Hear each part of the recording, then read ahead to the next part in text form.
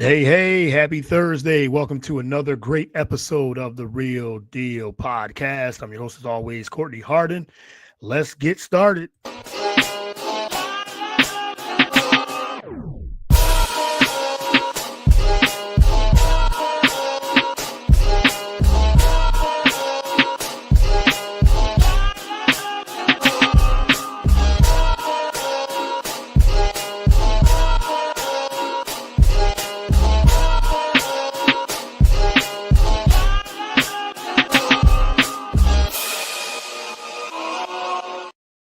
All right, happy Thursday. Welcome to, again, another episode of the Real Deal podcast. I'm your host, as always, Courtney Harden. Glad to be back with a new episode. Got a great guest lined up here, so I'm going to bring her on in a few. But before we get started, you can follow the show on all the podcast platforms and also on all the social media platforms. We're on Apple, Spotify, BS3TVLive.com, the BS3 Network, BS3 Network on Roku, Spreaker, YouTube, iHeartRadio. We're everywhere. So wherever you consume podcasts, you can get the latest on the BS3 Network and the Real Deal podcast. You can follow me on all the social media platforms: Twitter, Instagram, Facebook, TikTok, and Blue Sky. All right. Well, let me bring in my guest here. Connected on Instagram, I believe, some time ago, and she has her podcast.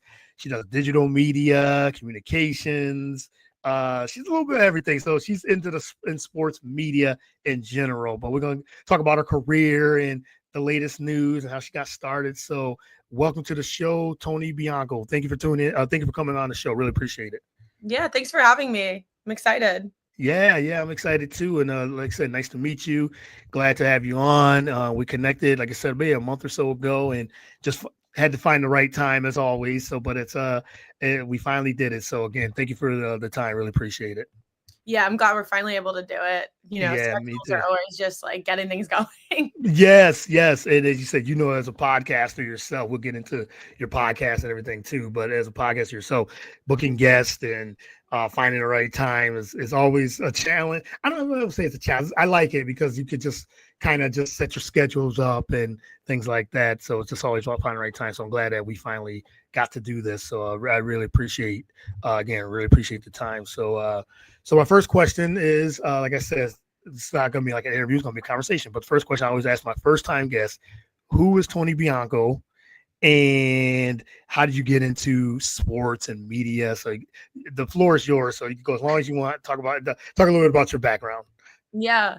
I love the question, who is Toni Bianco? Because the best answer that I could give you as a 25-year-old is I have and that's the beauty of being a young person in this industry, is you don't have to know right now. Yeah, right. What I do know is that I love sports. I love working with athletes. And that's because I have a family of athletes. My brother is going to nationals for NCAA track and field. Okay. Less than a month, a couple weeks. My sister is a college track runner. I worked in the athletic department in college. I probably could have played somewhere if I wanted to, but I really wanted to go to a big school, and I'm 5'4". Let's be honest. I was not playing D1 basketball and also skill. Like I wasn't that skilled either. But right. I do. My dad was a college athlete, my mom. So just family of athletes. I've always been around sports. I don't really know what my life looks like if I'm not involved in sports. It scares me to think what my life would have been like if sports. Yeah. And so I'm just grateful that I get to keep that in my life. Okay, I like that. And like you said, family of athletes in sports. So that's where your love came from and everything too. And that's tremendous. And I always like to hear other people's journeys of how they got into their love of sports, how they got into it. As you said, as an athletic director yourself, so you kind of know the ins and outs of a lot of different things when it comes to, especially like college, just sports in general and everything too. Would you say that love of sports translated, like said, to what you do today? And you said you can't live without it. Yeah, no, I really can't. I mean, credit to my dad. He's my lifelong coach, and I get to do a little coaching with him now. But I definitely owe that love of sports to him. Yeah. I think I was outside on the little kiddie basketball hoop like, Yep. before anything else. But yeah, I mean, with what I do specifically, originally wanting to go into more of a sports journalism Mhm. situation because I think Right. when you're young and you're in high school, you don't know what all the options are. And I Mm. knew that I wanted to be Yeah. in sports media and in sports communications, but I didn't know how many avenues that there actually were to that. And so when I went into school, I went for sports journalism, and then I realized like, my favorite thing about working with athletes is the ability to help them control their own narrative, to help them build their brand, to help, in a sense, protect them Yeah. from sometimes what can be the invasiveness of the media, Mm. and just navigating how to answer those questions in a way that works for them and controls what they need to control and yeah, I mean, like, honestly, I hate saying protect them because they don't need that. Right. Right.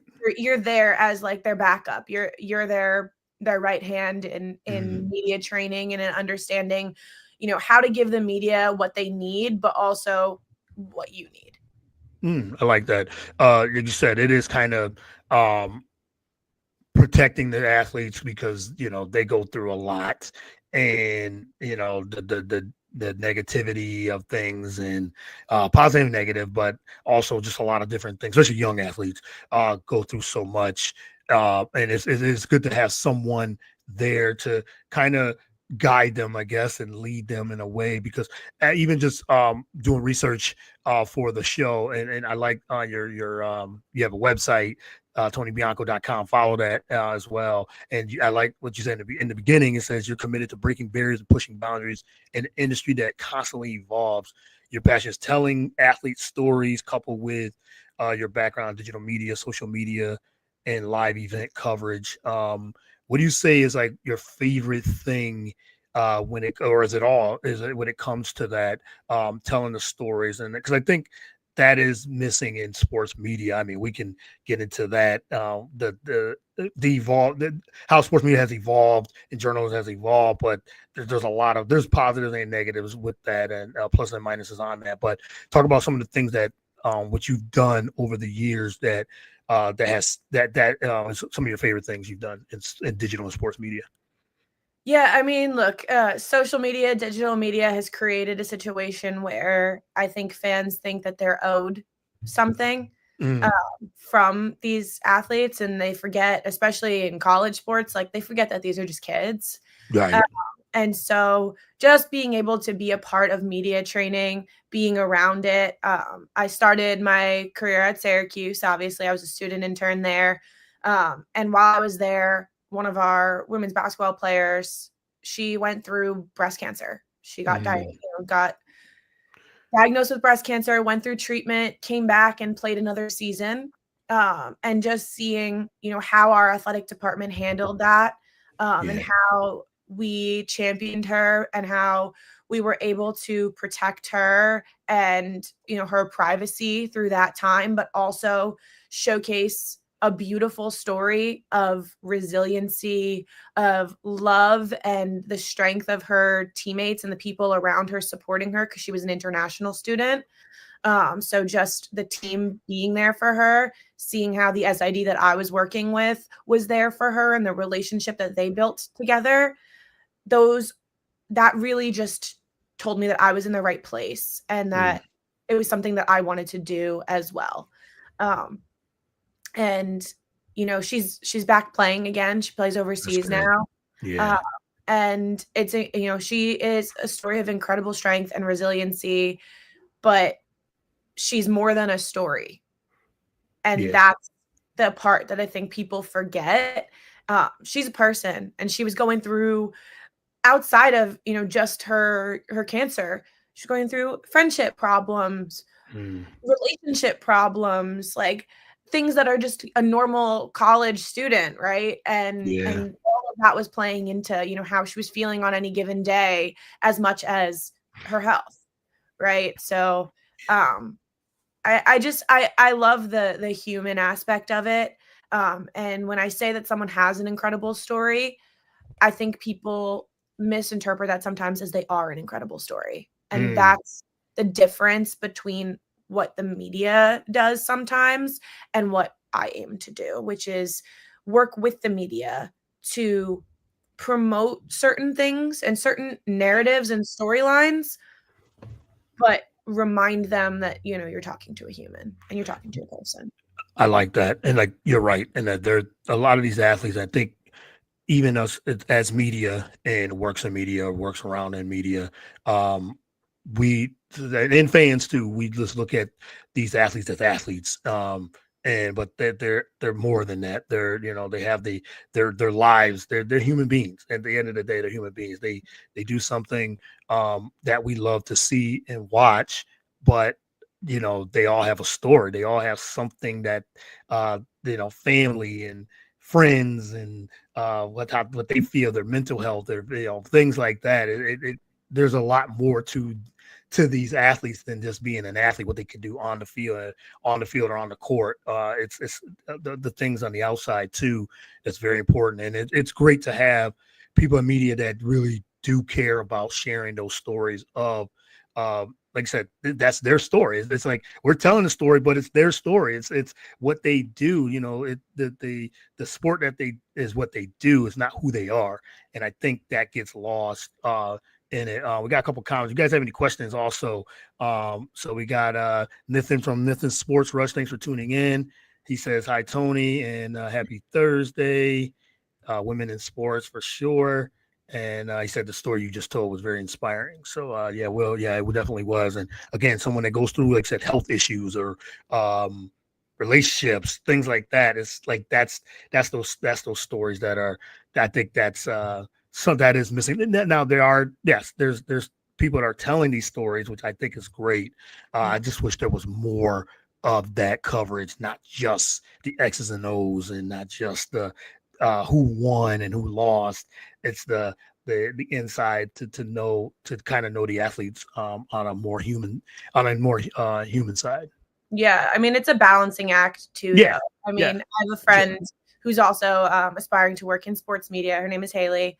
I maybe we can like get her Instagram or her TikTok up here at some point. Yes, but, yeah, for sure. We talk about this all the time, right? There is a difference between the level of privacy that you want to have as an athlete, because you're not aiming to be a celebrity, you're aiming to be an athlete, but also there is an investment in the fans and in your audience where they want to know certain things, and it's a balancing act of how do you give people an inch without them taking a mile? How do you give them little pieces of info, like what kind of pets you have, or like outside, what your hobbies are, but also not having to tell them what relationship you're in and like other things like that are going on in your life. Like, what do you owe them? You owe them nothing, but what do you want to give them in response to their support?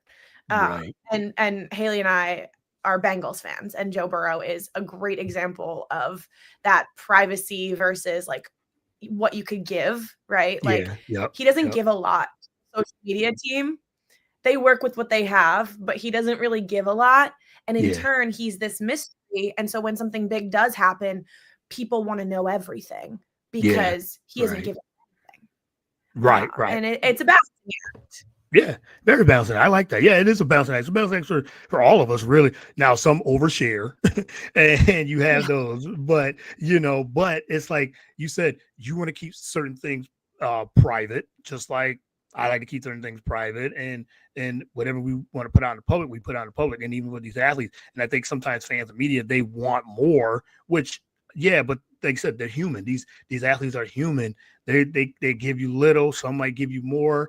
Others might share more, but it is a balancing act, because if they share too much, then that's when a lot of different things, can happen. But some are very, very private. Like I said, I was telling you before, I'm a huge Eagles fan, and Jalen Hurts, he's a private guy for the most part, very private guy, and he's very reluctant to share a lot, which is fine. I mean, they have that right too and everything. So it is interesting, like I said, when certain athletes or media share too much, or it is a balancing act of the Yeah. human side and what you see, like I said, on the court and on the field. Jalen Hurts is a great example of doing right what I think Joe Burrow might be doing wrong. Mm. He gives you a little bit. He tells you about his all-female team. Yeah. He'll put a little bit out there about, him and his now wife, right? But not anything super personal. Right. And I do credit that potentially to his all-female team, and they're probably Yeah. they Oh scour yeah. the internet and they know exactly what media is looking for and what fans are looking for. And I think they're helping him navigate how to give people just enough, Yep. right? And to stay out of the spotlight where people then really don't care what you're doing because they know enough and they're given enough, and like they feel like they know you, but they don't know you. They don't know you. Right. Whereas sometimes I feel like Joe is trying to be like, I'm not going to tell you anything, and you don't get to know anything, and I'm going to be mad at you if you know something. Yeah. Yeah. Right. Right. Maybe if you told them a little bit more about football, even, or like your process, or who your team is, the little things. Yeah. Maybe Yeah. they wouldn't be, so concerned with who you're spending your time with in Miami. Right, right. Or you could be like Bill Belichick and that whole thing, which before he was so buttoned up and he had the Patriots so buttoned up, and now he has his young girlfriend that they're all out there now. So it's just so again, it's a balancing act. And I think Belichick now he's stuck, like he's 70 something years old now. He wants to give out so much of himself because of everything now. But back then, 20 years ago, oh no, you didn't know much anything about Bill Belichick. The only thing we knew about is football, and I think that was fine. Like I said, you don't want to know everybody, all his private life. But now he's just out there now. So it is a huge balancing act as well. Miss Mocabella, thank you for tuning in. Really appreciate it. She says good afternoon. Appreciate you always tuning in as well. Like I said, you guys have any questions, let us know. If you got questions for Toni, she will be willing to answer most questions, I'll say. Nothing too crazy. Everything too. So all right, let's get into what's your day-to-day like, and talk about the podcast as well, and how I got launched and all those things too. Yeah, I mean, it's awesome. My day-to-day differs every day. Yeah. I do right now a lot of freelance work. And a lot of coaching and a little bit of work with college athletes, a little bit of my podcast. So any given day looks different, and I dedicate time to different things on different days based on my schedule, other people's schedule. So most weekends I'm away with the team that I work with, which is a high school elite level team. They're all looking to play somewhere, whether that's for us, it's mostly D2, D3. Yeah. But at every live event, every tournament, we're in Spooky Nook, we're in Atlantic City. So that's what my weekends look like. And I'm doing stats, I'm doing social, I'm taking photos, I'm talking to coaches. That's kind of my role for this team that my dad and I have been with since they were sixth graders. My dad has been their coach for that long. And, I've popped in and out. I've been in college. I've been working other places. And so every time I'm around, I'm taking part in it. And I've been grateful the last 2 years or so through their, very heavy recruiting process that I have been around. Right. So that's really awesome. And then at those tournaments, I'm able to kind of take a look and see the really high level talent that's going D1, who those people are going to be in women's basketball coming up, and potentially starting to reach out to them and see what kind of brand management that they have and if they need representation. Because for me, Elevate really, which is my NIL representation Yes. agency that I've started with my brother. And just him having to navigate the space of NIL and being, a male track runner. What does that mean? And his goal is not to be a big social media personality. His goal is to be a teacher and a coach, Okay. and maybe run professionally if that's in the cards, which it could be. It's going to be a choice, I think, for him. Right. But he's excited about his future, and he's excited about teaching, and he's excited about coaching. And how can you leverage your college athletics success into maybe running camps or working locally with different groups? And then there's a different side to NIL than just major brand deals. And what does that mean? So getting to do a little bit of that work has been really special. I haven't gotten into like the big brand deal side of it yet, but maybe with these up and coming college basketball players, if I can get in on some of that, then maybe I have an opportunity to explore a different side of it. But again, everything that I've told you, right? It's about the human side. It's about protecting the athlete and helping them grow. So what I've done with NIL has been pretty special to me, where it's like, it's more of the lower, the stuff that people forget about. Yeah. Right. Right. Yep. Other ways that you can leverage NIL and leverage your name, image, and likeness in this space. How does that work? What does your brand look like? I like it. Yeah. I would definitely want to ask you about the NIL thing about that, because there's so many questions and so many, people get misinterpreted what NIL is and things like that. And you'll be a perfect example to talk about that. But I'm gonna go back to, you said about, Spooky Nook and Atlantic City. Since I live outside of, I live in Philly, so that's right outside of Spooky Nook. I've been there.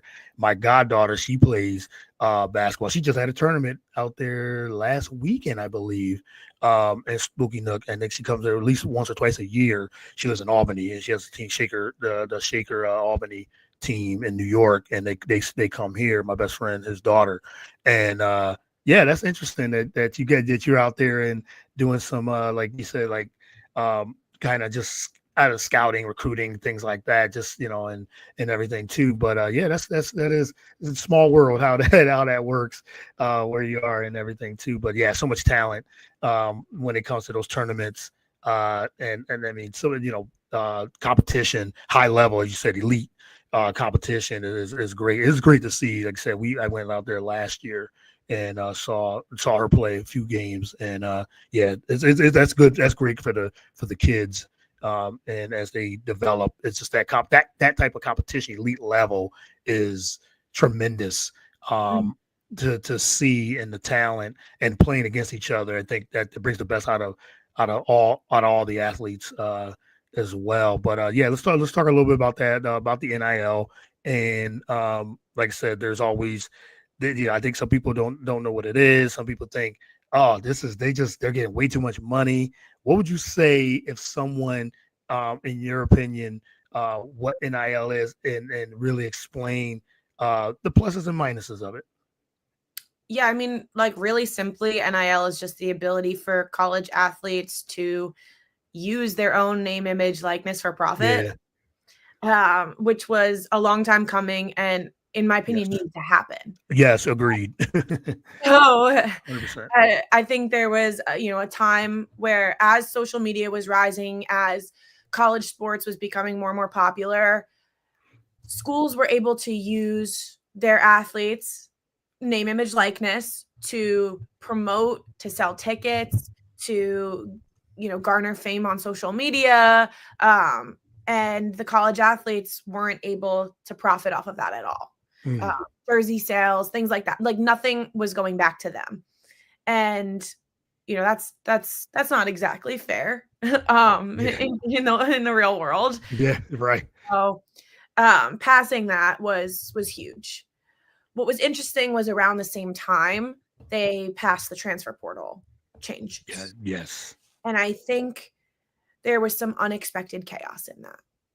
Now there's big money being doled out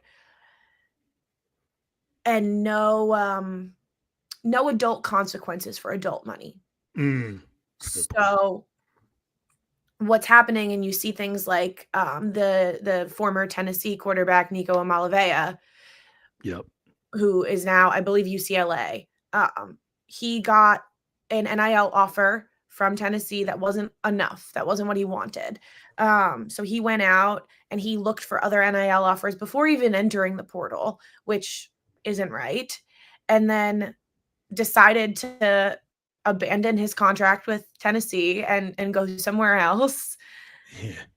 And, wasn't going to face any adult consequences. I believe Tennessee, the school, is suing him, Yeah. which Last I knew. Yep. is Last I heard. fair. Yeah.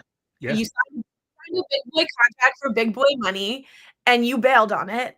That is something where you then need to face those consequences. So it's interesting, the space. They call it the Wild West a lot, and like navigating NIL is like the Wild West. But I really don't think that it's just NIL. I think it's NIL plus the portal that has created this. Yeah. Mm-hmm. And I talked about it with one of the coaches recently. I'm not going to say the name of the college, but he said the pendulum has to swing back to center. So, all the colleges and the coaches and it had all the power. Now the athletes have all the power. We have to find a new center. And so in waiting for that to happen, we're able to take advantage of certain things as college athletes.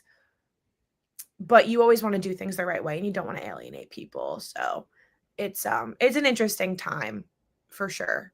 But I'm kind of waiting for the NCAA to reevaluate some of these things and maybe make some changes. I've heard things like maybe having a one-time transfer freebie, but everything else shouldn't be, maybe then there's rules and regulations on how easy it is to transfer after that, like one freebie, or stronger contracts where you're really like locked into a contract the way a coach or an NFL player or an NBA player is locked into their contract. Right. So just little different things, minor changes that need to happen in order to kind of rebalance the situation and rebalance the power.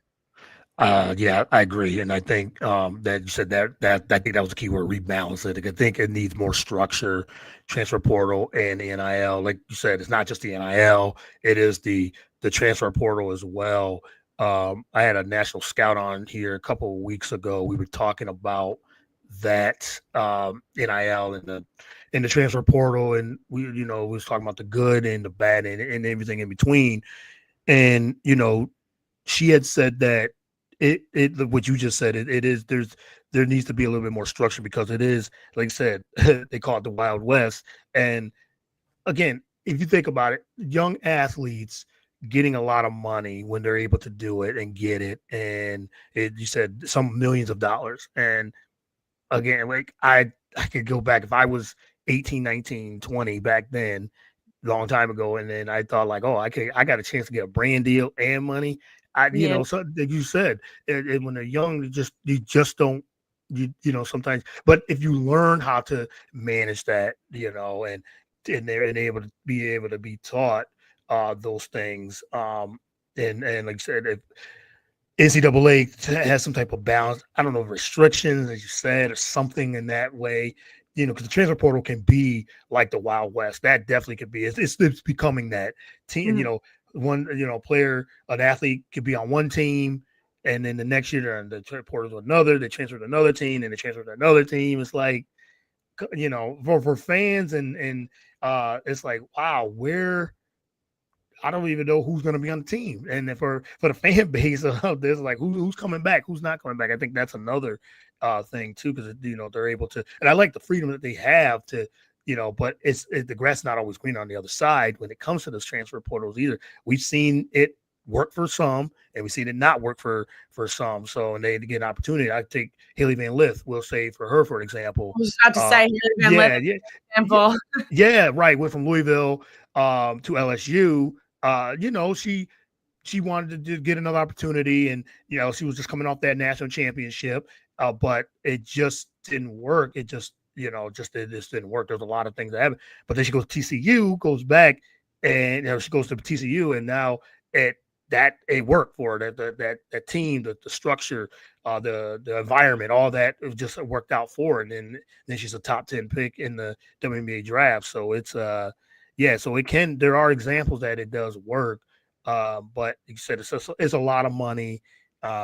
It's like I said, still some unknowns and everything. So I hope I hope they do kind of balance that when it comes to NIL, transfer portal, because if not, it's just going to continue to keep players are going to just continue athletes are going to just continue to keep going from place to place to place and everything too. So we'll see what happens over this next few years if there's any changes are made. Yeah, it'll be interesting for sure. Yeah, I'm sure we'll definitely keep our eyes on that. But there was a question in the chat for you that says, "What would you say is your most memorable interview you have done today?" And talk about a little bit of the podcast, how that got all together. So I'm sure that it could be someone from the podcast or someone you've interviewed as a coach or anything like that. But what's one of the most memorable interviews you've done? Yeah, I mean, it's funny. I would say actually my most memorable interview isn't a sports interview. So we don't have to talk about that one. I had opportunities as a student reporter to talk to our women's basketball head coach kind of during that breast cancer diagnosis for that athlete, for a leader of the team. That was super memorable because I remember not knowing how I wanted to ask about it. This was right around the time that I switched into the athletic department too. Okay. After this interview was when the SID recruited me to come be a part of the athletic communications team. But I wasn't necessarily sure how I wanted to approach it because I didn't want to make the interview about her. I wanted to make the interview about the upcoming season that she wasn't going to be a part of, but she was going to be on the bench cheering for her team. So I remember kind of asking just one question about her, and it was more what her role was going to look like as a leader on the bench that season. So it was just at 19, it was an interesting situation to be navigating. Yeah. I don't interview as many people as I do create situations where local media will interview. That's more my role as an SID at this point. So I was working at a school where one of my softball players actually it was a mid-major D1 school that I was working at, but she previously played softball at an SEC school, and she took 2 years off to become a mother. She had a good situation. She had family support. She was she's now married to the father of her child. And has another kid with him. But so she was in a very, very good situation where, things happen. It was an accident, but like it was very positive. It wasn't like a teen mom scary situation where she chose to come back and use her final year of eligibility and play another year. And I just remember finding out about that. It wasn't that she was hiding it, but she wasn't publicizing it. And we talked for many weeks about how comfortable she felt discussing it. Was it going to come up in a press conference? If she did a press conference, was it going to come up? How interested was local media going to be? Because we were in a fairly big market. So, and we were a mid-major school. So it might not have even come up at all. And if it doesn't come up, do you not want it to come up at all? Do you want to get ahead of it? Do you want to do a story about it through our university athletics news, right? How do you want to approach it? And it took us like months to figure out what we wanted to do with that. And eventually she did decide that she wanted to tell the story herself and do it through our media outlets. Yeah. And get ahead of that and then let people ask her about it if they wanted to. But at that point, she had controlled the narrative. So that was probably my most memorable one because I was young. I was a brand new SID, and it was a situation that, I wouldn't have expected to be in and had to help her navigate. But I do think being younger and kind of almost being her age helped me figure out, like, how would I be feeling in this situation? Right. I want to be telling people, I mean, I'm in a good situation, but like, it's still very a taboo subject, right? And as a female athlete, what are people going to say about the fact that like you're a mom and Yeah. you know you're not married yet, but you know you're still with the guy, but like you're not married, you're you know, so what does that mean? So definitely a memorable one, and I'm glad that I was able to help her with that. That's great. Like you said, you were able to have an outlet, platform for her to share that story and feel comfortable sharing a story like that. And again, the human side of an athlete, and I think that's very important. I love seeing that, reading the stories about that, listening to stories about the human side of it, of things as well. So yeah, great question Yeah. as well. So so yes, let's talk a little bit about the podcast. You were talking about how you and your co-host met. Talk about that podcast, what the podcast is about, and what it's called.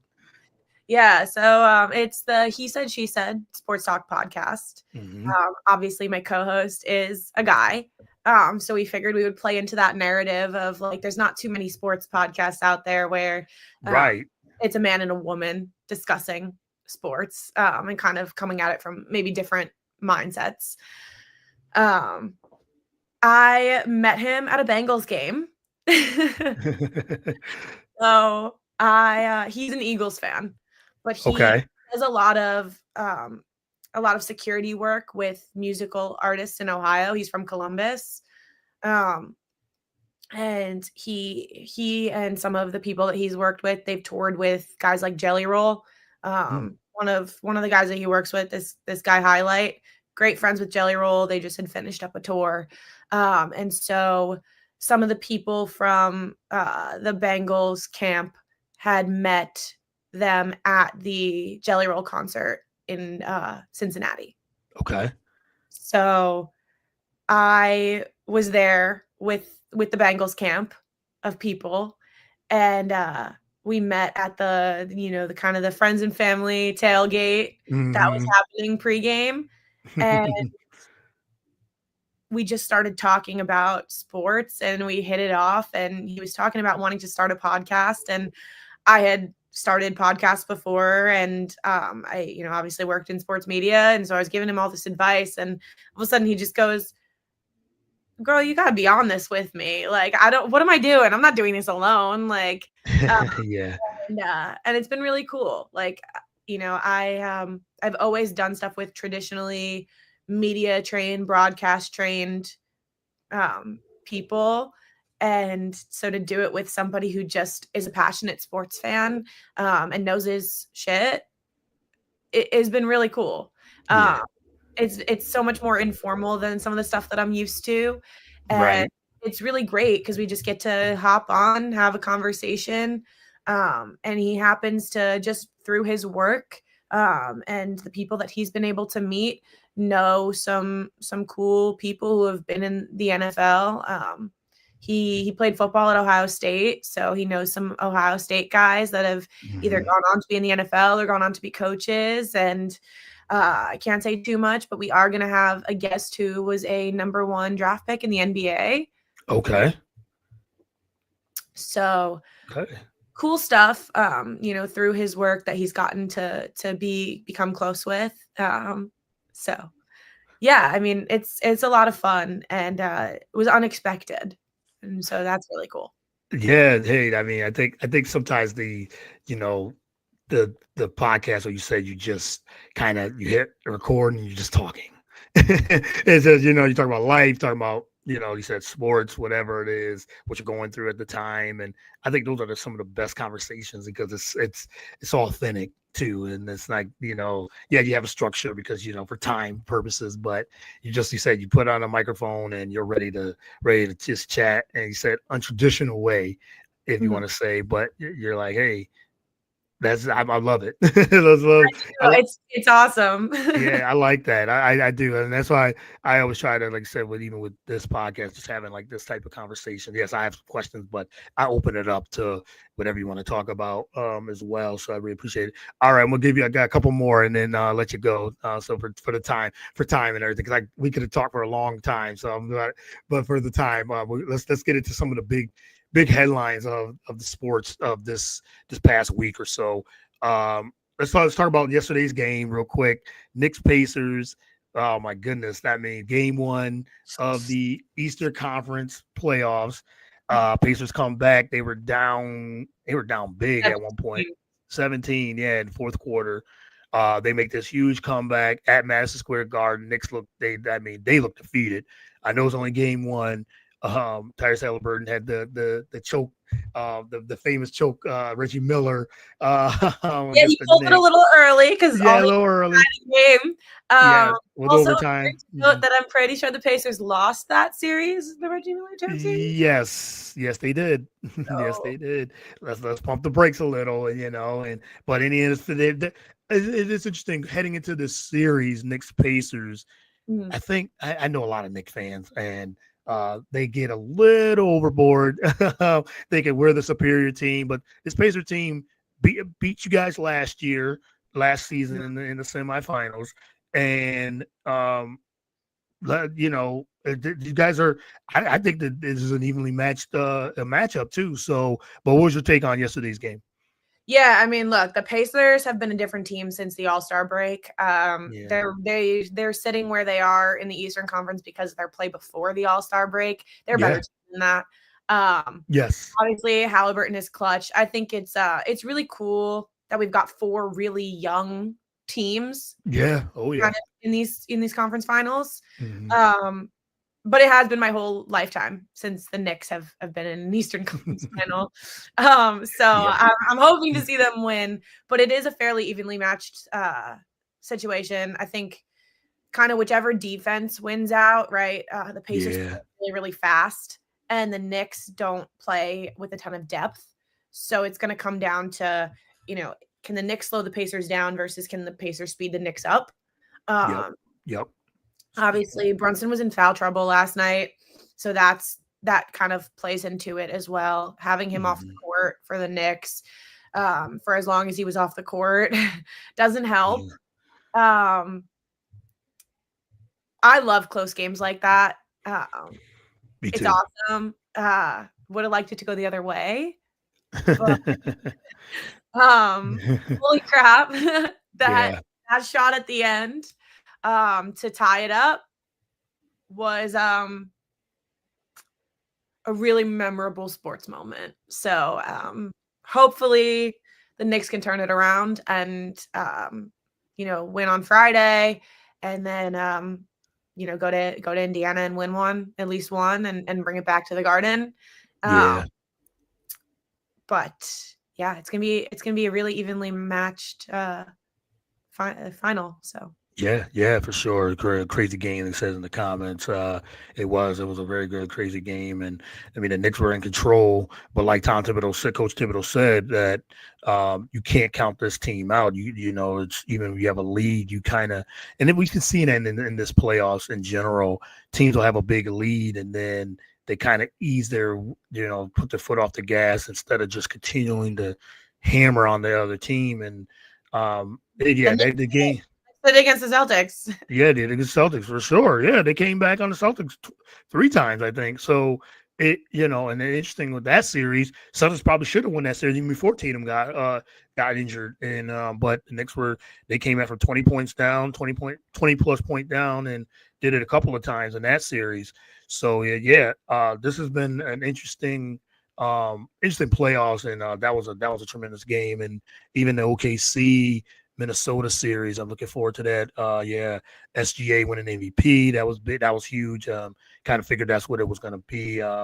Him winning the MVP. It was just he was deserved for sure. So SGA, and now hopefully he can leave OKC. They're up 1-0 on the T Wolves. They play tonight, so we'll see how the T Wolves can adjust and see if they can take a game here in Oklahoma City as well. Want to get into some NFL. I know you said you're a big NFL fan and you Bengals fan. Mhm. Not the greatest year last season. What's your expectation for them this year? Can they get it? The one thing is defensively, they got to really get together. They just get some pieces to try to put together. Offensively, they're fine. It's just I think their defense held them back last year. But as a Bengals fan, what do you think they have to do to get back to playoffs and maybe the Super Bowl? Mm-hmm. Well, first of all, I think this schedule is, an 11, 12 win schedule. So definitely doable to get back to the playoffs. Don't love a fourth consecutive year of playing at the Ravens in primetime. Would love to get one of those in Cincy. Yeah. Not salty about that. At least it's on Thanksgiving. I'm very excited about that. Yeah, that's the thing. That's a big that Thanksgiving. Was on my wish list. That was on my wish list. Was Bengals Ravens on Thanksgiving. Right. Big weekend. Big week of that Thursday and Friday because the Bears play the Eagles on Black Friday, which I'm excited about. So, but yeah, go ahead. Yeah. I mean, look, new DC who has been around the Bengals before. Yeah. Al Golden. He did good things with Notre Dame. I'm excited about that switch up. Sometimes, I don't have any ill will against Lou Anarumo. I don't think it was entirely his fault. I do think we, hung around with some of the veteran guys a little too long and didn't give some of the younger guys a chance. And when we made that switch, I think we did play better defensively. Right. But just new blood. A couple of good pickups in the draft. I know we're mostly talking about defense, but the O-line pickups in the draft, I'm very excited about. Yep. So a couple of new additions. I'm really glad that the front office was able to figure out a way to get the T and Jamar deals done. Got a little more to go because we have to figure out the Trey Hendrickson situation. Yeah, it's big. And I do think that that's part of I know everybody's worried about our first round draft pick, Shamar Stewart, still not signed. I think the Trey Hendrickson stuff is kind of holding up any other signings right now. Yeah. It's, that's got to get figured out first so that they can figure out what kind of money they have left. Yeah. Yeah. But, Trey is a big impact player on the defense, veteran leader. I think the front office probably feels like they did the things right. They got ahead of it. They signed him at a lower value a couple years ago, and he has another year on his contract, and they expect him to fulfill that. We did it right. We got ahead of it. We signed you early. And now that the market has gone up, you're asking for more. Mm-hmm. Whereas Trey's like, well, the market has gone up. I produced and I deserve more. Yeah. Yeah. So he absolutely deserves market value. I don't think it's smart for him at 30 to sit out a year. I do feel like, the Bengals should go with a bigger incentives, less guarantee. Okay. More money. Right. Than kind of what they've been offering him. So I'm curious to see, what they do there. 30, you don't want to sign, sign anybody to a 4-year deal. You're probably looking at 2. So we'll see. But a lot of people don't have faith in the Bengals front office. I do. We just saw them do it with T and Jamar. We've seen them act differently and move differently in this offseason than ever before. And, I've got faith. Trying to have faith, right, just to get that, just to stay improved, so they could improve. Because, like you said, they were close to making the playoffs last year, but there's certain slow starts. I think that does the Bengals in every year. It seems like, and I know a couple of those years of Joe Burrow's coming off an injury or banged up a little bit, and then they get rolling mid-season. But then sometimes it's too late, or they got to rely on other teams, and they're in a tough division as well with Baltimore, Pittsburgh, sometimes the Browns. Sorry, Browns fans. Sometimes the Browns, but they're in a tough division. But like you said, I think offensive line they addressed, and they want to, and the defense they're trying to address. I think those were the two key things for that team too. And then, like I said, they still got Joe Burrow in that offense, and they said they did lock up T. Higgins and Jamar Chase. So it could be. It just, I guess it just depends on the Hendrickson, how that's going to work out. as well. But yeah, I'm sure there's still a lot of optimism for that team. They're still a good team, pretty good team in the AFC. Yeah, I mean, as long as Joe Burrow is your quarterback, I think you guys Yeah, I win. think you'll be fine. Yeah, I think your guys are fine as long as he's healthy and upright. I should say, man, you guys are, they'll be fine. Full healthy season this Yeah, year. Everybody said that the hand would never be the same. Put up MVP numbers this year. If they'd made the playoffs, I think you could have made a real case for him to win the MVP. yeah, for sure. Huge numbers. So I expect another season like that. Yep. Hey, agreed. I can't disagree with that at all. All right, just two more. Like I said, we could go round robin on this. We could definitely do. But I wanted to ask you about. You said you're Coles is the Eagles fan. I would say I'm been a huge Eagles fan for 30 something years. And big talk has been this tush push, and it's not banned, which I'm very excited about. But this is it is interesting that people, fans, and the owners, I should say, wanted this Mhm. play to be banned. But it's on the other side. You're like, try to stop it then, or anything. But what's your opinion on the Mhm. tush push? Should it have been banned? What's your take? There's no wrong answer on this. So even though you're talking to an Eagles fan, but there's no wrong answer on that. But what's your take on the play in itself? It should have been banned. Well, number one, I don't think this issue is put to bed. I think this will continue to come up. I don't think it's I the end do of too. this Every issue. year, I think every year. Yep, I Um, agree. I think whatever Jason Kelsey said probably had a huge, Good point. Yeah. huge implication on Mhm. the end result there, because it did Yeah. seem like it was trending in the direction of getting banned. 22 votes. Yeah.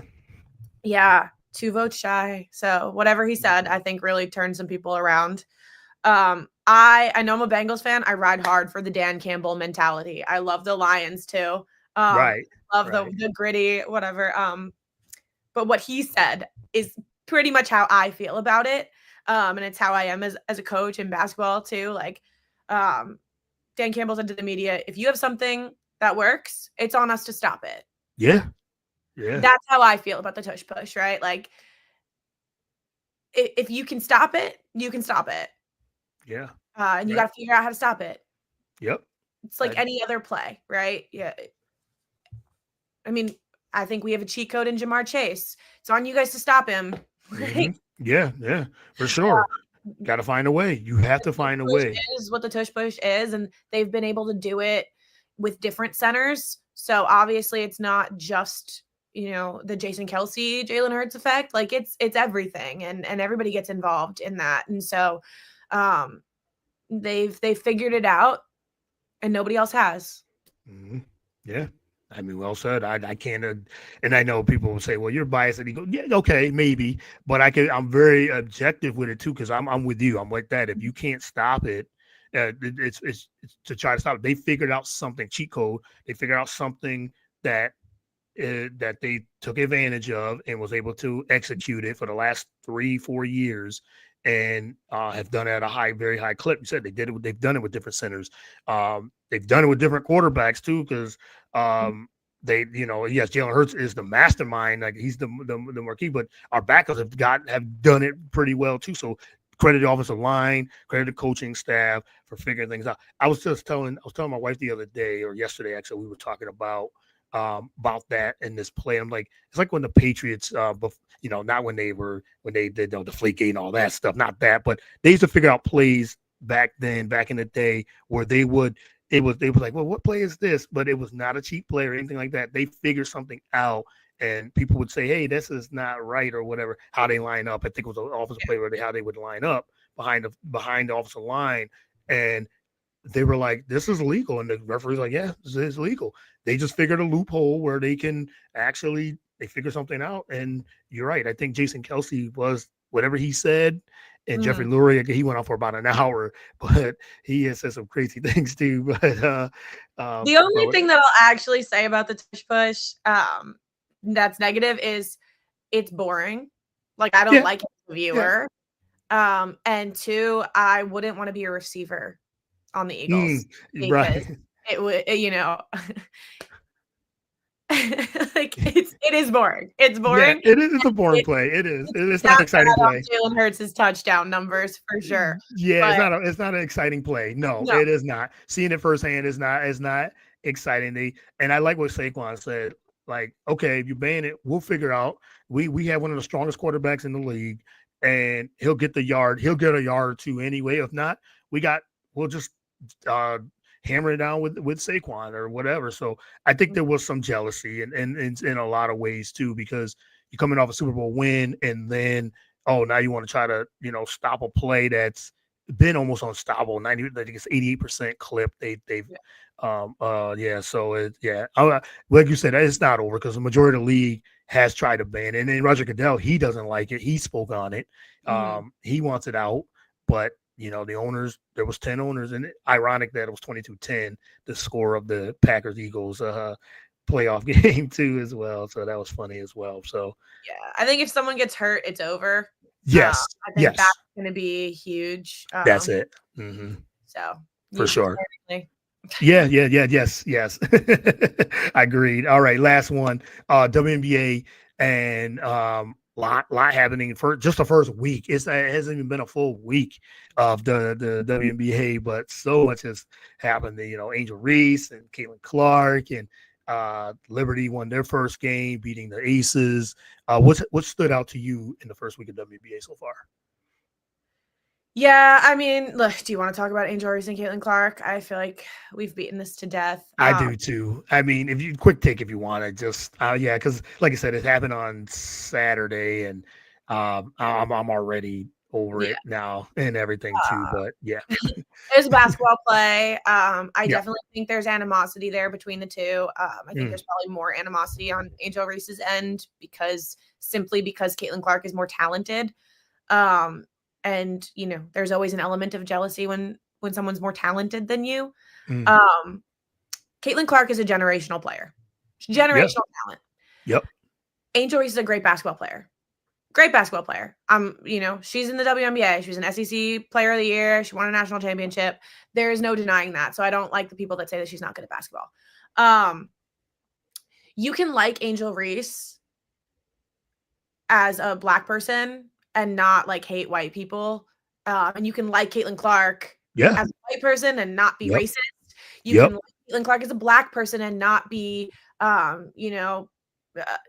weaker or like caving to the man or whatever people are saying out there. It's got to be about basketball. And like they play different styles of basketball. And if you resonate with Caitlin Clark's style of basketball or Angel Reese's, like it doesn't matter. What matters and what needs to be looked into, and I'm glad that the WNBA is doing it, is the non-basketball commentary that's happening.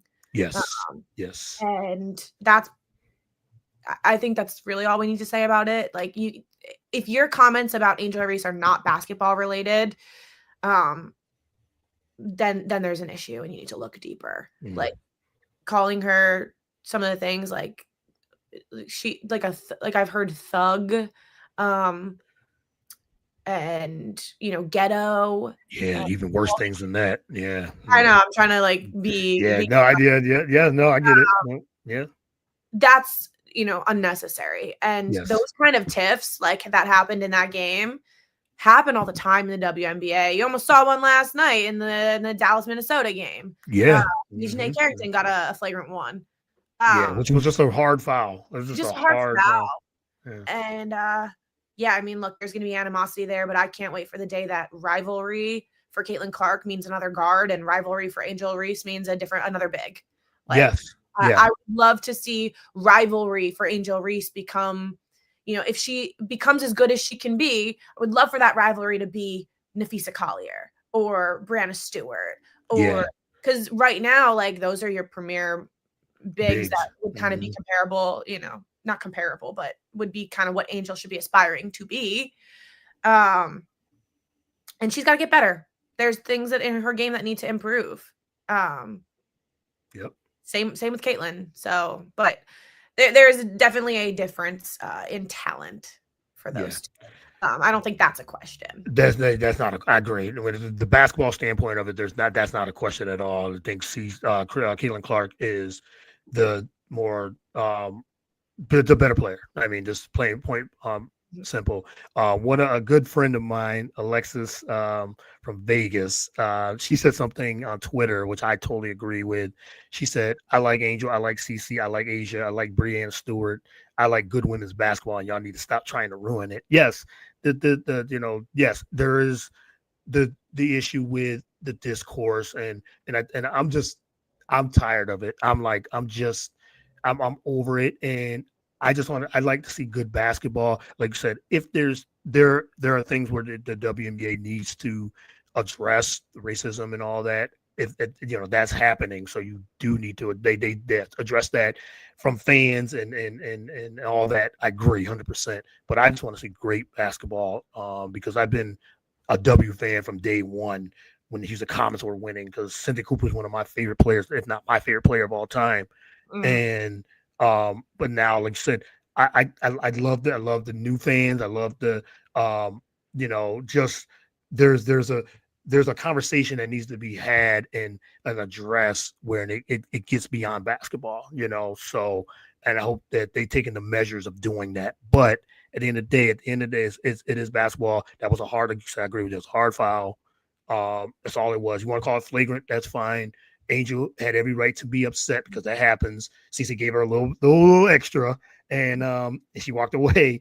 But Angel had every right to be upset, and that's all it was. And I like what Angel said afterwards. It's basketball play, move on. And I'm with that too. Let's just move on. Media training, yeah. Yeah, that's the media. Yeah, let's just move on. All the talk and ascension, like I knew soon as Caitlin Clark did, I'm like, oh, that's gonna be a week or two of conversation, and it's still going. Like I can't even get on Twitter like that because of that, because I'm like, I'm okay. And now they've already played other games now, so and everybody's still talking about Angel Reese and Caitlin Clark. They don't play that until June again, and ratings the ratings are big. There's two stars.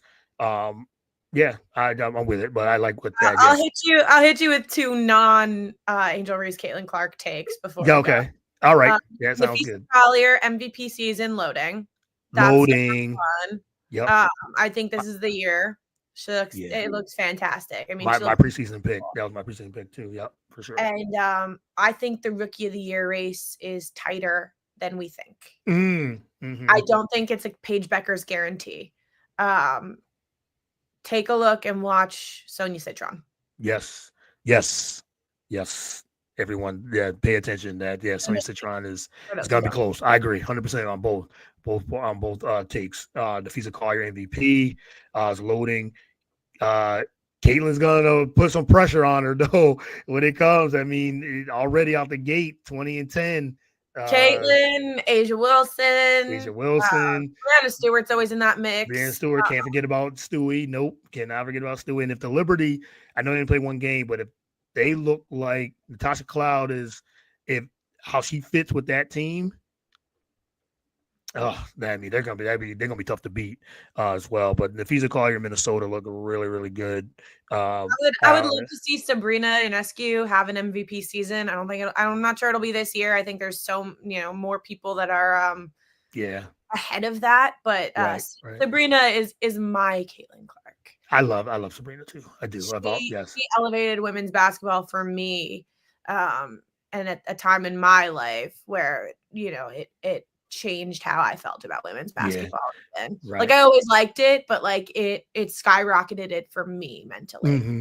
Yeah, for sure. It was my first push, really. Mm-hmm. Yeah, Sabrina was was at that time too. Oh my goodness, yeah, and even today has improved. I mean, her game. She's always elevated her game each and every year. Has always had a wrinkle to her game.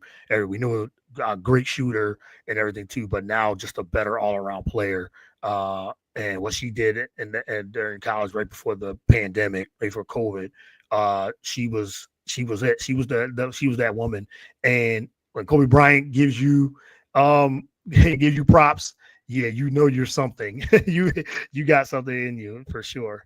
Yeah. She's my basketball crush for sure. No doubt. I've always liked Sabrina too as well. Yeah, there's so many good other storylines as well. For sure. But it's gonna be an interesting season. I'm always excited. I think this season is they're already starting with a bang, and it's gonna continue to keep growing for sure as well. So Tony, this has been a lot of fun. We went a whole over an hour and everything too, so I appreciate that Yeah. as well. This was so much fun. Let everyone know where they can follow you on social media or follow your journey or want to ask questions or anything like that. But let them know they can follow you on social media. Yeah, you can find everything, all of my social media through my main personal account, which is underscore Toni Bianco. So all of it, my podcast, my website, Elevate, all of that is all on there. So No doubt, no doubt. probably So follow. a good hub Yeah, for yeah, it's good up. Just that Tony Bianco, yeah, underscore Tony Bianco. So follow Tony on all those. where I answer most of the questions. So. Yes, you did. No, it was good. Yes. Well, thank you again. This has been so much fun. We got to do this again. I hope we can do this again Yes. at another time when the before the NFL starts, and we'll deep dive into some Bengals and NFL news, and which will be here in about a couple months. So we'll do that, and then once you come on again, your podcast family. So you're part of the Real Deal podcast family when you come on again. So for sure. But I thank you again for your time, and really appreciate it. Yeah, absolutely. Thank you for having me. All right. Well, you enjoy the weekend, and talk to you soon. Yeah, you too. All right. Thanks.